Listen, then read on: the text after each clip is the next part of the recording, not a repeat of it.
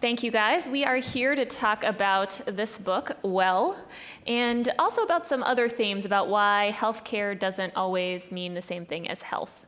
So first I want to start off with a statistic that really grabbed my eye when I was reading, which is that the top 1% of Americans right now, the wealthiest 1% of Americans live 10 to 15 years longer than the poorest 1%. So tell us a little bit about that statistic. What does that say about what contributes to our health? Since time immemorial, the rich have lived longer than the poor.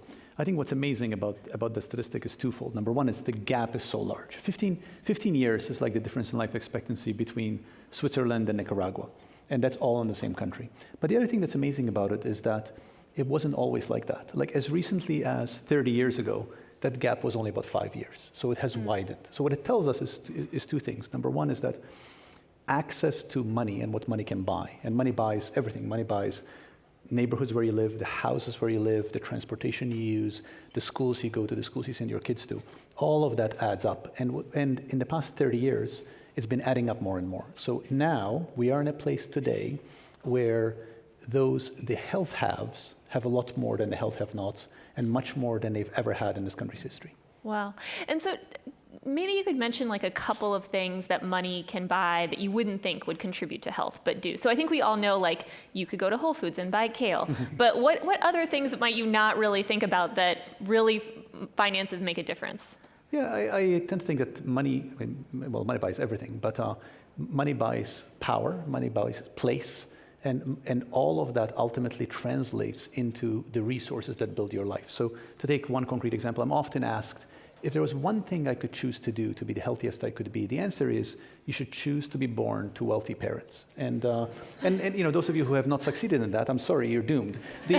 No, but the reason for that is because our health is built over a lifetime. So your health starts from in utero. Your health starts in the exposures that your mom has had while she was pregnant. Then they go to early childhood, both in terms of the behaviors you're exposed to and the schooling that you attained. That sets a path for your behaviors, which ultimately becomes, when you're in your 40s and 50s, the picture of what today we call disease. So really, all of that ultimately is the set of conditions that create who we are today. Yeah. You break down the book into different facets that influence health, money, power, but there are a few of these that actually, you don't normally encounter. So talk about humility and love and what those have to do with building a culture of health and building a healthier America. Yeah, those are some of my favorites. So let me start with humility. If we were having this conversation about 150 years ago, I would be saying to you that the reason you're healthy is because of a balance between phlegm and yellow phlegm and brown phlegm and blood. Now, you're all laughing. See, I heard some laugh. But then I would say to you, if you have a fever, what I need to do is let out some of your blood, because a fever is because of the fact that you have too much blood. Now, you might say, well, that sounds absurd. But I want to be clear. We thought that for 2,000 years. So for 2,000 years, that's what we thought. The fact that today we're chuckling at it is only 150 years old. Now, why do I say that? Humility means saying, what is it that we think we know, and what's really driving our health? So let me give you now a concrete example today.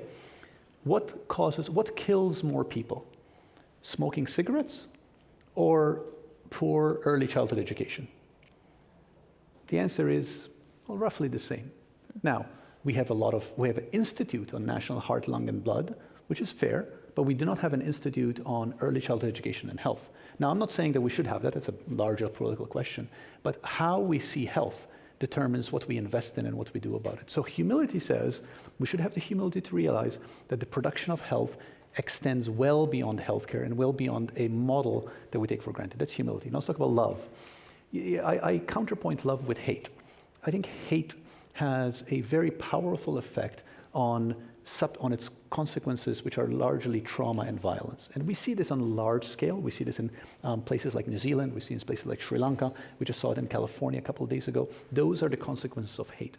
But hate and violence, its consequences, have analogs on everybody's day-to-day life. I mean, the prevalence of violence, both in terms of domestic violence, violence in the society at large, is astonishing. It is far larger than it ever should be. And that is, the only counterpoint to that is love. Yeah. Well, in a second, I'm going to ask you guys for your questions through Slido. So be typing in your questions and remember to tell us where you're from and who you are. But first, I wanted to talk about, we've been hearing so much about the Green New Deal, and you actually have a sort of a corollary to that, a Health New Deal that you've talked about in some of your writings. Tell us a little bit about what that is. Well, sometimes when I talk like this, I get challenged and said, well, how is what you're saying realistic? Doesn't that mean that we have to change everything? And the answer is, yes, so what? Of course, it's realistic. It's realistic if we say it's realistic. So the idea behind a Health New Deal is it says we should demand health. I mean, how many people here would prefer to live unhealthy versus healthy? I'm not asking for a show of hands because I can't see you because there's a bright light. But the answer is you all want to live healthy. We all want to live healthy. So if we all want to live healthy, once we understand what causes our health, we should demand health. We should demand that health is kept in mind in every decision that's made in the private sector and the public sector.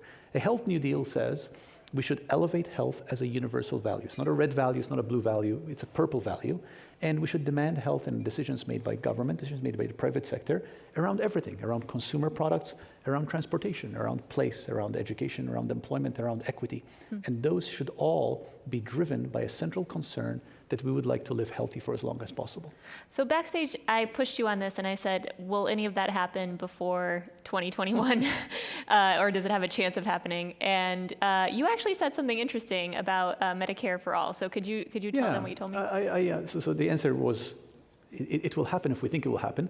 And I challenged Olga to say, 5 years ago, if we're having this conversation, how many people would have believed that today there would be 20 Democratic presidential nominees? Well, that we could have believed. But how many people would have believed that they all would be in favor of Medicare for all? Now, we're not discussing the merits of Medicare for all. We can discuss it. But the point I'm making is that we are at a place where we are doing things and living things and saying that things are important that 5 years ago we would never have believed they're possible. So I actually think that I recognize that when I'm pushing a very ambitious agenda of thinking about health, the temptation is to say, well, that's infeasible. But it's only infeasible if we believe it's infeasible. I mean, one other example is, in the book talks about this, you start talking about wealth, is wealth gaps. Is wealth gaps. And the challenge I often get is, well, it's unrealistic to think that we're ever going to get to progressive taxation to narrow wealth gaps. And the answer is, well, it's only unrealistic if we say it's unrealistic.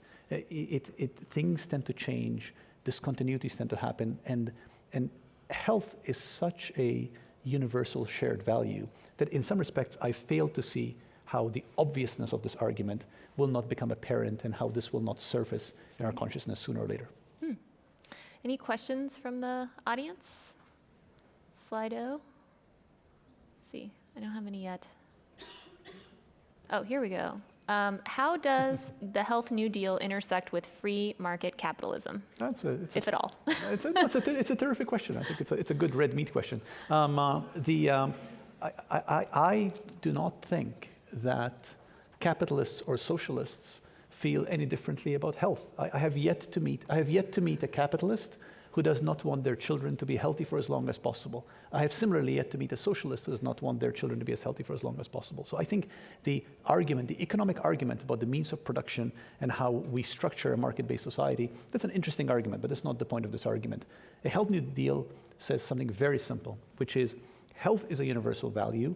Health is produced by the world around us. It's produced by the air we breathe, the water we drink, the food we eat, the parks where we exercise, the places we work, and we should transform those places to generate health. And I think we can do that within a market-driven economy, within a socialist economy. I'm sort of agnostic about those for the sake of this discussion. I'm not agnostic about them over a drink, but that's a separate discussion. All right. Well, so how do we frame health in the context of global health and climate change crises that are on the horizon?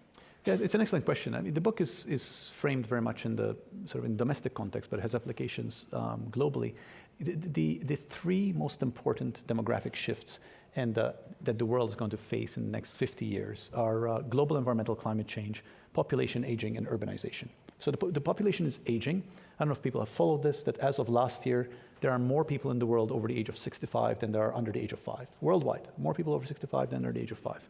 Climate change, you've heard a lot about. And urbanization, that as of about 10 years ago, more of us live in cities than do not live in cities. So we have an aging urban world that's getting warmer, which is resulting in a lot more natural phenomena that threaten our health. So these are the three most important phenomena. And ultimately, unless we can build cities that are friendly for an aging population, that inure us from the consequences of climate change, we are going to suffer the consequences.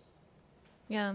Well, I have a question. You talk a little bit about like living forever in the book, and how no one should actually want to be as old as Methuselah and just stay alive with like, tubes and things plugged into them. But I think a lot of people do actually want to extend life as long as possible. A lot of people in Silicon Valley are like looking at that. They do. How should we think about kind of end of life care within the context of what you talk about? Yeah, I think, so let's be clear, first of all, that nobody in this room is going to live forever. We're all going to die likely well before 115, which is probably the natural limit of life expectancy. Let's just be clear about that. Number two, the Silicon Valley narrative, if I may, is this notion that we're all going to live forever at 31. Nobody wants to live forever at 110. And so that's the second thing. So the third thing, my worry about the living forever narrative is that it's a distraction from us living as well as possible so we can die healthy. Ultimately, what we all should want is to die healthy. By that I mean, you live healthy as long as possible, and then you die, right? We don't, I mean, I understand you're all laughing because we hadn't thought of it that way, but really that's what we want. I would dare anybody to raise their hand saying, no, that's not what I want. What I really would like is to dwindle painfully for about 20 years. No, you don't want that, I don't want that, you don't want that. So we want to die healthy. And my worry about the living forever distraction is that it says we should invest ever more money in end-stage sort of molecular genetic therapies rather than investing the money in building a world where we can live as healthy as possible for as long as possible. Right. So let's increase those 31 years and not the 101 years. I'm happy with 100 years. Okay. So if paying for social determinants costs less than doctors, medications, end-of-life care, why don't ACOs pay for housing and income support? It's a great question. The answer is they should. Insofar as they do not, it is largely because we currently have, we had a terrific discussion on this yesterday at the university around Medicare for All, around the difference between what the system should be versus the system we have. And we need to transform a system where there are a lot of embedded interests into the kind of system that we should have. So it's not so easy as to go from where ACOs are today to where they should be. But certainly the first step is saying where should we be, and then there are a lot of smart minds who'll figure out how to get us there. Well, but what's the limit of that? Like, what's the limit of like, Medicaid or Medicare paying for? I feel like we would have to restructure the whole thing if they're going to pay for housing and Absolutely. And yes. schools and whatever else. Yes. So what would that look like? So yeah, we should restructure the whole thing. What's the problem with that? I don't know. We have a lot of issues restructuring things in this country. Well, we do, but doesn't mean we can't get better. I'll just conclude with this. It's we currently spend 40% more on health than our closest competitor, high-income country. And we currently lag about 5-6 years life expectancy behind. I would challenge us all to say, what other sector is that true for? Would you accept paying for your electronic devices 40% more than all other countries if your devices were 40% worse than all other countries? Like, we just wouldn't accept that, and we should not accept it for health. All right, well, one last rapid round question. Why would anyone assume that in a setting where they can choose not to share the costs, the wealthy wouldn't also hoard health? Oh, I think the wealthy would if they could. I think one needs to make sure that we structure a world where health is a public good, where it is where we have collective investments in health in such a way that nobody is excluded from health. All right. So seizing the means of health. Yes, absolutely. In a way. Absolutely. All right. Well, Sandro, thank you so much for being here. Thank you for having me.